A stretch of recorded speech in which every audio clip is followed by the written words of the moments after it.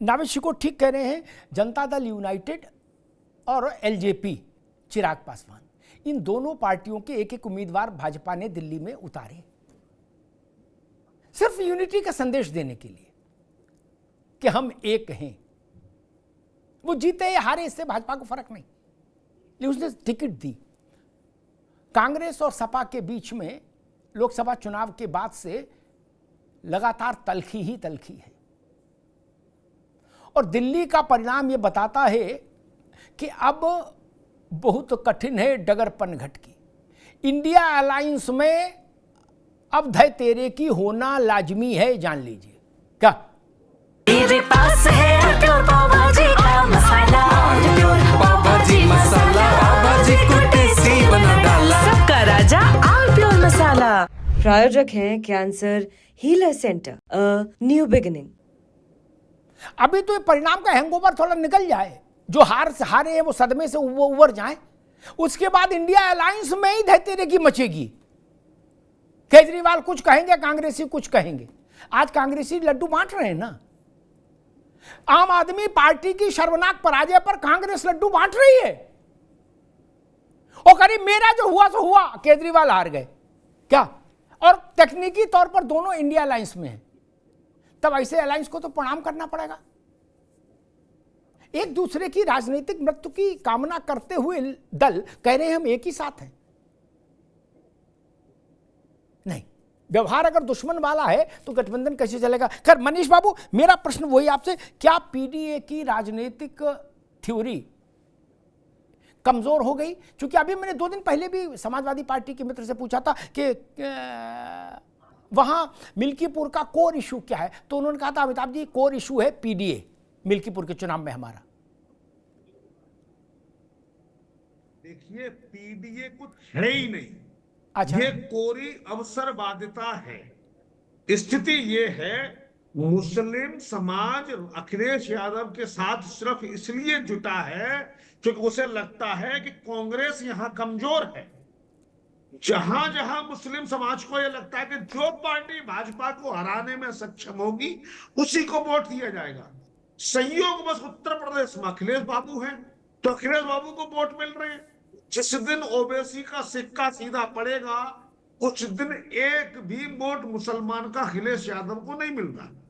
अभी दरअसल हो क्या रहा है कि एआईएमआईएम का सिक्का सीधा नहीं पड़ रहा है, उसका कैंडिडेट देखिए दोनों जगह जीत को बदल दिया। अगर एआईएमआईएम का बंदा नहीं होता तो जीत का परिणाम मुस्तफाबाद में बदल जाता। लेकिन जैसे ही उनका सेट सीधा पड़ेगा, जैसे ही पूरे यूपी में कॉन्फिडेंटली चुनाव लड़ेंगे, अखिलेश जी आउट हो जाएंगे। अगर उन्हें लगा कि कांग्रेस मजबूत हो रही है, कांग्रेस के साथ चले जाएंगे। और यहाँ दिल्ली में क्या हुआ, मुसलमानों ने कांग्रेस को वोट बिल्कुल कम दिया, आम आदमी पार्टी को वोट दिया। इसलिए थोड़ी दिया कि अखिलेश यादव फरमान जारी कर गए थे, ये ममता बनर्जी फरमान जारी कर गई थी। अगर ऐसा फरमान होता तो समाजवादी पार्टी दिल्ली में 10 कैंडिडेट खड़ा कर लेती, हो जाता, आईना आ जाता, सामने ऊंटनी के नीचे आ जाती। सच्चाई ये थी, मुसलमान को किसी बात से मतलब नहीं, उसको मतलब सिर्फ एक है, कौन बीजेपी को हराएगा। अगर अखिलेश यादव जी 2 सीट से लड़ लेते, ओखला से, मुस्तफाबाद से, जहां से वहां से लड़ लेते, मुस्लिम मेजोरिटी होती, उनको पता लगता था कितने मुस्लिम वोट उनके साथ हैं। सच्चाई ये है, पीडीए में कोई अस्तित्व है ही नहीं। कुछ ना कुछ तो चुनावी नारा गढ़ना है, इसलिए ये गढ़ा हुआ है। ठीक बात। अशोक भाई, मनीष जी कह रहे हैं कि पीडीए कुछ वास्तविकता में नहीं है, वो एक इल्यूजन है, एक आभासी नारा है कि भाई ठीक है नारा दे दिया। क्योंकि 10 उपचुनाव हुए, इसी प्रदेश की जनता ने उन पर वोट किया। आपका कोर इशू हर चुनाव में पीडीए ही है अब तो स्वाभाविक है पीडीए के नारे पर सवाल उठेगा। नहीं, बिल्कुल सही बात। अगर एक मिनट भाई, अगर लोकसभा में 37 सीट जीतने का क्रेडिट आप पीडीए को देंगे तो सीट हारने का अपयश भी पीडीए के सर आएगा ना, कि पीडीए का ताप कम हो रहा है, पीडीए नीचे जा रहा है, ऐसा तो फिर मैसेज होगा नहीं। अमिताभ जी, जब किसी चीज से किसी अपोनेंट को बड़ी चोट लगती है तो फिर वो कहता है अरे यार छोड़ो, तो भूल जाओ, जो हुआ हुआ, वो सपना समझ के भूल जाओ।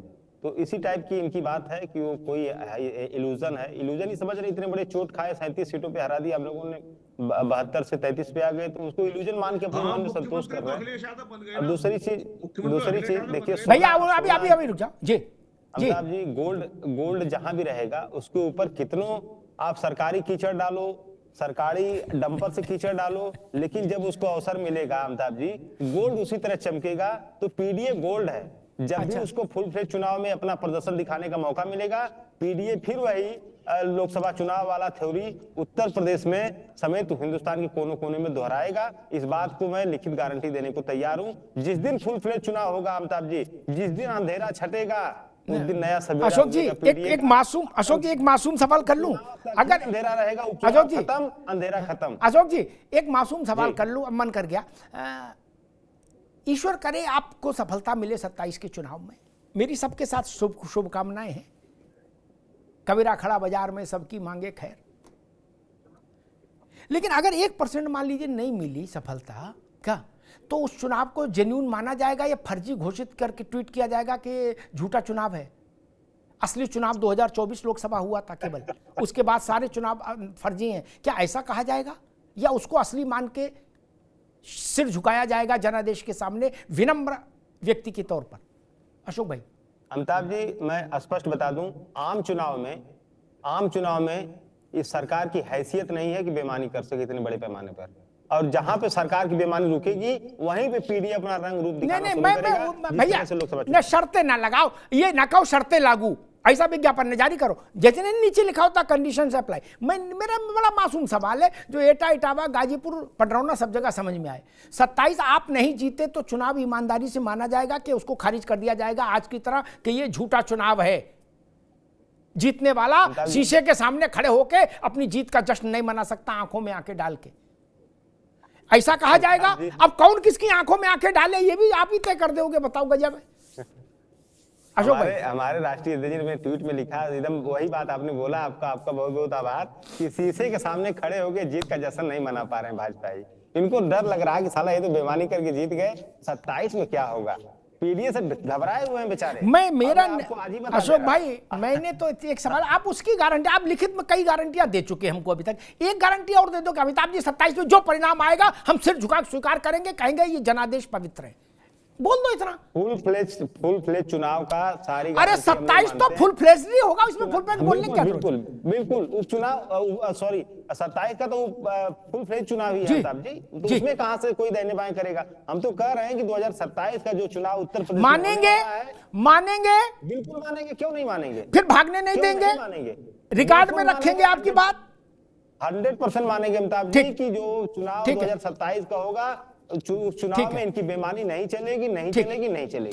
ठीक। वैसे हमको उम्मीद नहीं कि मानेंगे, माफ करिएगा, आप कोई ना कोई ट्वीट करेंगे जरूर अगर आपके मन मुताबिक परिणाम नहीं आया। नावेद शिकोह को भी मेरे ख्याल से भरोसा नहीं होगा कि आप उसको पवित्र मान ले, ना मनीष गुप्ता को होगा। चुनाव हर पवित्र होता है मालिक, जब हम चुनाव को अपवित्र कहते हैं ना तो हम वोटर का अपमान करते हैं। जनता ही जनार्दन है भाई, राजनीतिक लोगों के माथे पर राजयोग और वनवास वही लिखती है। केजरीवाल की सारी बातें, सारे वादे धरे रह गए ना, वनवास भेज दिया, और 27 साल का भाजपा का वनवास अपने एक अंगूठे से खत्म कर दिया दिल्ली ने। बोले जाओ तुम्हारा राजयोग आ गया, केजरीवाल से कहा तुम्हारा राजयोग खत्म, जाओ वनवास। कहां किस भ्रम में है महाराज राजनीतिक लोग? कृष्ण मोहन पांडे, 27 का चुनाव समाजवादी पार्टी करिए, अगर ईमानदारी से होगा, फुल प्रेजेंट चुनाव होगा और गड़बड़ है तो फिर हम उसको मान लेंगे, लेकिन बाई इलेक्शन को नहीं मानेंगे। अमिताभ भाई देखिए, मानना ना मानना इनकी व्यवस्था है, क्योंकि भारतीय जनता पार्टी संविधान में, लोकतंत्र में और जनता में विश्वास रखती है, जिसका प्रतिफल चुनाव दर चुनाव भारतीय जनता पार्टी के सामने आगे खड़ी हो जाती है, हम विजय को प्राप्त करते हैं। परंतु अभी जो इन्होंने कहा कि 27 में जो भी रिजल्ट आएगा उसको मान लेंगे, तो क्या 2019 में जो रिजल्ट आया था उसको मानेंगे कि नहीं मानेंगे? क्योंकि उस समय भी पिछड़ा भी इनके साथ था, दलित भी इनके साथ था और अल्पसंख्यक भी इनके साथ था, इनका पीडीए साथ था। तो क्या वो पीडीए इनके साथ नहीं था तो हार गए, या पीडीए साथ था तो हार गए? दोनों तय कर लेंगे। और 27 में जिस पीडीए को लेकर बार बार ये कह रहे हैं कि पीडीए हमारे साथ रहेगा, साहब 1 साल और बीतने दीजिए, यही कांग्रेस सर पे चढ़ेगी और अल्पसंख्यक वोट साथ लेके जाएगी, फिर चिल्लाएंगे कांग्रेस हमारे साथ दिक्कत कर रही है। देखिए, आपका जो एजेंडा है जातिवादी एजेंडा, विघटनकारी एजेंडा, समाज को तोड़ने का एजेंडा, ये उत्तर प्रदेश और देश कभी चलने नहीं देगा। और भारतीय जनता पार्टी जो लोगों को जोड़ने का, देश के सबसे प्रधानमंत्री जी जो सबका साथ सबका विकास, सबके विश्वास के साथ जो आगे बढ़ रहे हैं, उत्तर प्रदेश के पूज्य योगी आदित्यनाथ जी जिन्होंने जितनी भी परियोजनाएं प्रारंभ की, देश की जनता के एक एक लोगों तक उनके अधिकार थे और उनको दिया। हम समाज को जोड़ने का काम करते हैं और इसका प्रतिफल हो रहा है कि हम मिल्कीपुर जीत रहे हैं, इसका प्रतिफल ये हो रहा है कि हम दिल्ली जीत रहे हैं। और बड़े दावे के साथ कहता हूं, ये विकास, ये समावेशी परिवेश हमको 27 में विजय श्री दिलाएगा और पुनः एक बार, तीसरी बार उत्तर प्रदेश में सरकार बनाएंगे। और पुनः उसके बाद भी अमिताभ भाई आप भी हैं और नारायण भाई भी हैं, उस बार भी आरोप लगेगा कि भारतीय जनता पार्टी ने ईवीएम हैक कर लिया। लेकिन साफ स्पष्ट कर दो कि हम ईवीएम नहीं हैक करते हैं, लोगों के हृदय को हैक करते हैं, उनके रात दिन दुख सुख में खड़ा होकर उनकी संवेदनाओं के साथ जुड़ते हैं और विजय श्री लेके। ठीक है कृष्ण मोहन भाई, ठीक है। एक सवाल मेरे जहन में आ रहा है नाविद जी को, मिल्कीपुर के बाद और दिल्ली के बाद, मिल्कीपुर भी और दिल्ली विशेष रूप से, क्योंकि दिल्ली में अखिलेश यादव ने दखल दिया के चुनाव में, वो रोड शो किया केजरीवाल के साथ, कांग्रेस को वो चीज स्वाभाविक है हर्ट करेगी।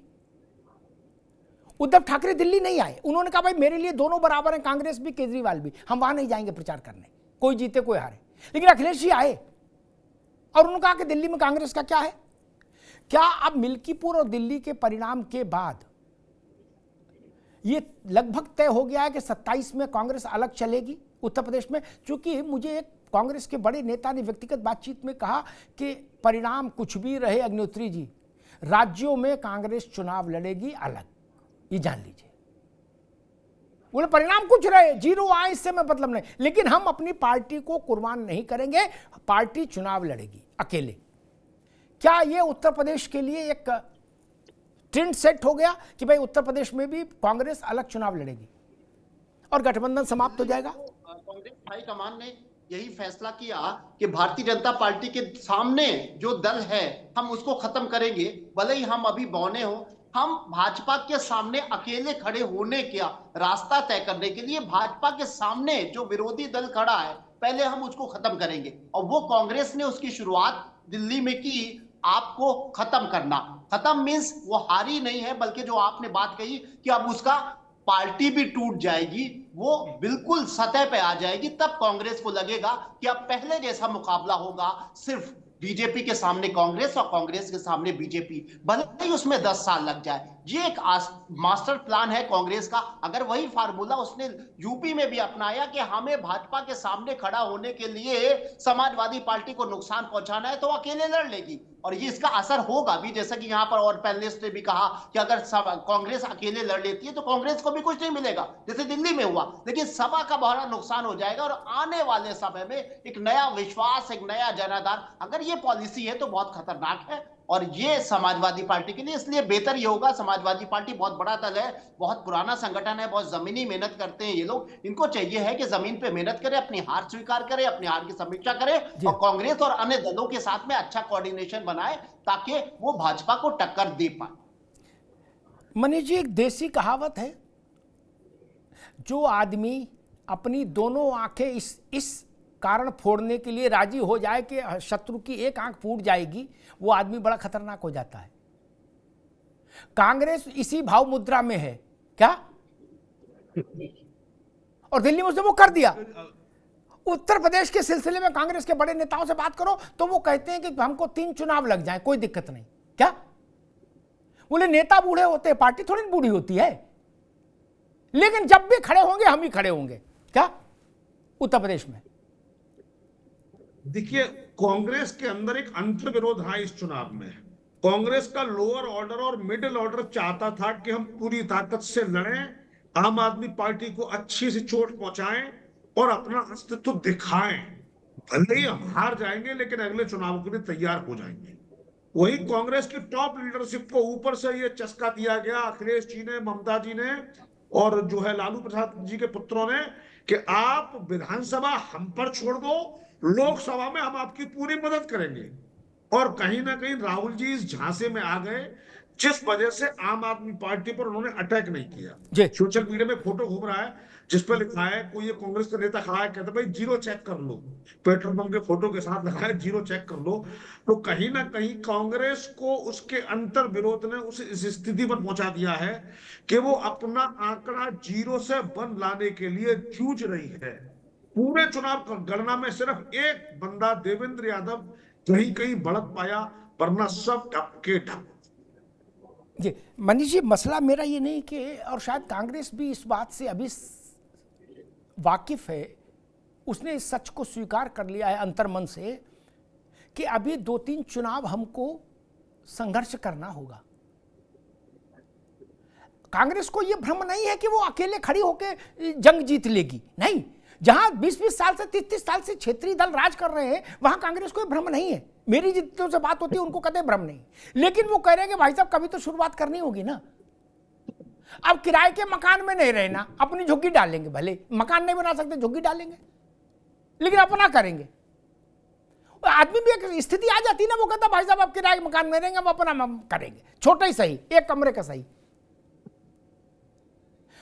आपने ठीक कहा कि देवेंद्र यादव के छोड़ दीजिए बादली वाले, तो कोई नहीं, जीत 1-2 राउंड 4 राउंड में भी बढ़त में, ठीक बात है। लेकिन मनीष बाबू ये भी ध्यान रखना होगा आपको, मेरी बात से सारे लोग सहमत होंगे कि संदीप दीक्षित को जितने वोट मिले हैं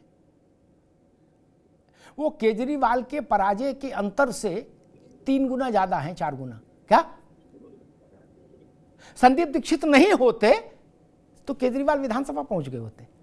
बोलो सियावर रामचंद्र की जय।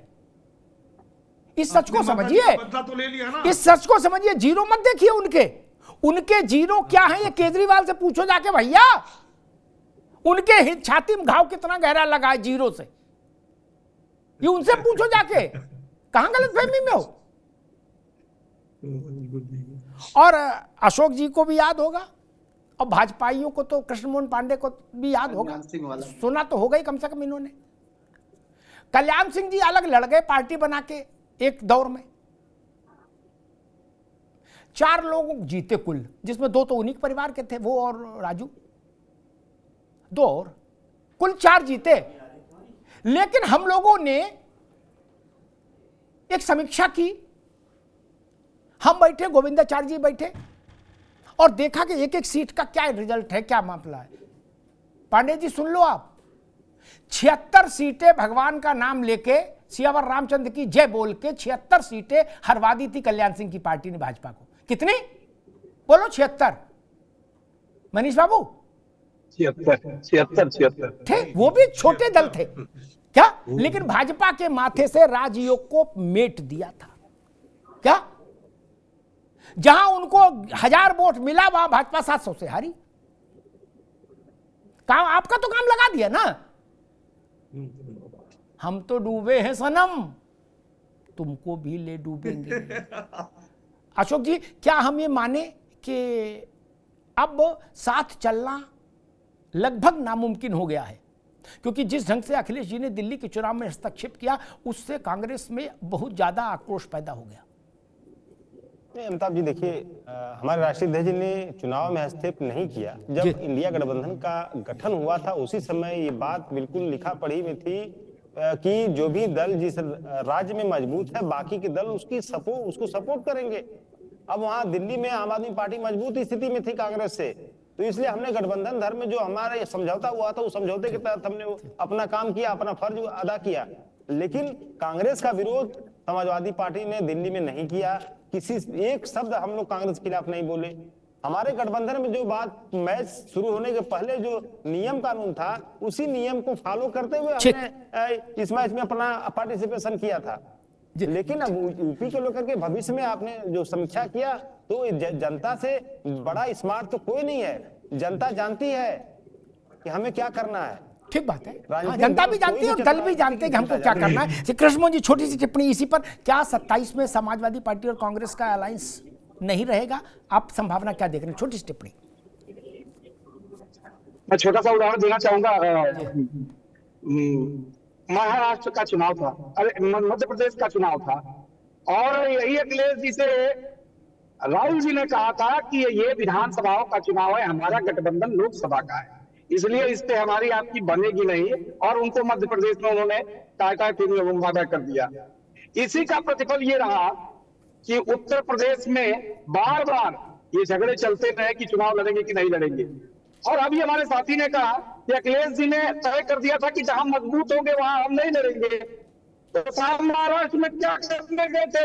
महाराष्ट्र में तो वहां पे आपका इंडिया गठबंधन मजबूत था, मन से वहां पे उद्धव ठाकरे जी मजबूत थे, उनके पक्ष में क्यों लड़ गए? जम्मू कश्मीर में वहां पे कोई और मजबूत था, वहां क्यों लड़ गए? तो साहब, और यही अखिलेश जी ने कहा था गठबंधन में त्याग का कोई स्थान नहीं होता है, और ये गठबंधन सिर्फ लोकसभा के चुनाव के लिए था, तो विधानसभा में साथी क्यों?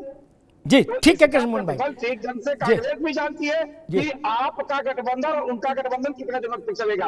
और ये उत्तर प्रदेश में सफाई जाने दीजिए, पुनः इस बात को अमिताभ भाई कहता हूँ कि जब तैयार होगा, और नाचने वाले कोई और होंगे, बजाने वाले कोई और होंगे।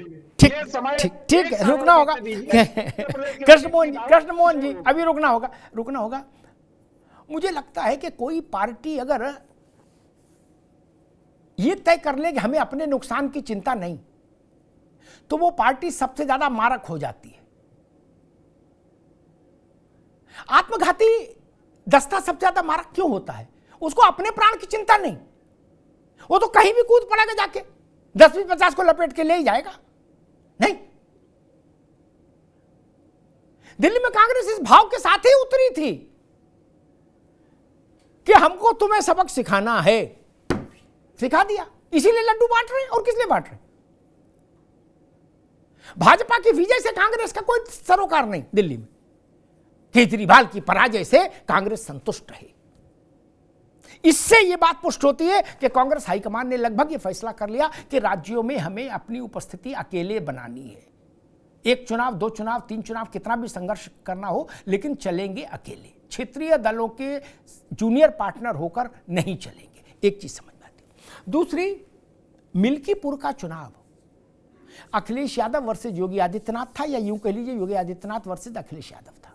ये सच है। कोई नहीं कह रहा था कि चंद्रभान और अजीत की लड़ाई है, कोई नहीं कह रहा था। अवधेश प्रसाद का ही नाम नहीं ले रहे थे लोग, केवल सीधे टॉप फ्लोर की बात हो रही थी, टॉप लेवल की, योगी जी वर्सेज अखिलेश जी। तो फिर इतना मन उदार होना चाहिए कि अगर हमने जो लड़ाई बनाई जिस ढंग की, उसमें जो जीते फिर उसको बड़े मन से ये स्वीकार करना चाहिए कि हाँ भाई वो जीत गए इसमें और हम हार गए। तीसरी बात महत्वपूर्ण ये कि अयोध्या जीत ली, वो सीट का नाम था फैजाबाद लोकसभा क्षेत्र, उसमें से फैजाबाद डिलीट करके डाल दिया गया अयोध्या। सब जगह कहा गया अयोध्या जीत गए, अयोध्या जीत गए, भाजपा अयोध्या हार गई, भाजपा अयोध्या हार गई। मेरी समझ ये कहती है कि अयोध्या जैसे दिव्य धाम को चुनाव की इस अवसर पर इस ढंग से नहीं लगाना चाहिए था कि हमने अयोध्या जीत ली। अगर कहना था तो इसको इस ढंग से भी कह सकते थे कि अयोध्या के लोगों ने हमारे ऊपर कृपा बरसाई है, इस ढंग से भी कहा जा सकता था। लोकसभा चुनाव के बाद अयोध्या के लोगों ने हमको आशीर्वाद दिया है, कहा जा सकता था। लेकिन बता दिया कि अयोध्या के नए राजा हो गए, ऐसा लगा कि इनका राज्य रोड़ हो गया कहीं अवधेश जी का।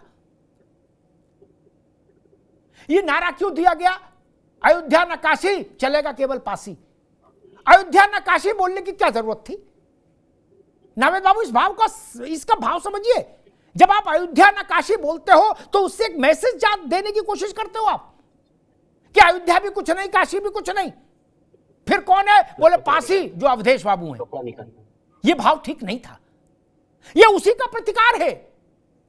मिल्कीपुर का परिणाम इसी धारणा का प्रतिकार है, उद्घोषणा है कि अयोध्या को कोई माई का लाल जीत नहीं सकता, कोई ने देहधारी अयोध्या का नरेश नहीं हो सकता। अवध नरेश एक ही हो जाए, जिनको हम कहते हैं बोल सियावर रामचंद्र की जय, राजा राम की जय। राजनीति में